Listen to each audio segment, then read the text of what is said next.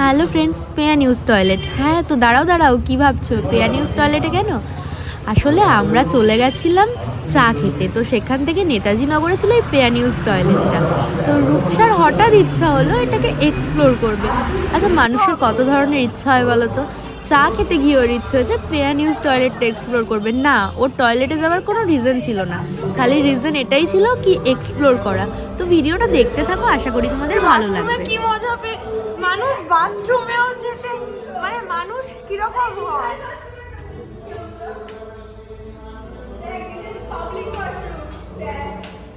এটা কোথায় বলেছে লোকেশন? হ্যাঁ গাইস, মানুষ এক্সপ্লোর করতে বাথরুমে আসে। আমরা এসেছি এরকম হতো ট্রেনে, কত ভালো লাগতো। এক্সপ্লোর করতে এসছে রূপসা এখন বাথরুমে। এখানে লেখা আছে বন্ধ।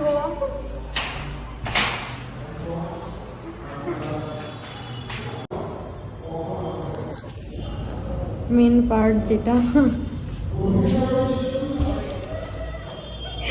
This is public washroom. You guys know if you know.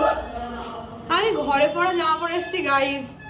এটা আমাকে বললো তুই চা খেতে যাবো, তারপরে সার্টিফাইড ওয়াশরুম। রূপসা কেমন প্রমোশন করতে দিয়েছে। না না, আমরা কোনো প্রমোশন করতে আমরা আসিনি। কিন্তু কুপনও কাটিনি, 5 টাকা করে, কিন্তু তাও আমরা কিছু কাটিনি, আমরা ফ্রিতে কোলাবোরেশন।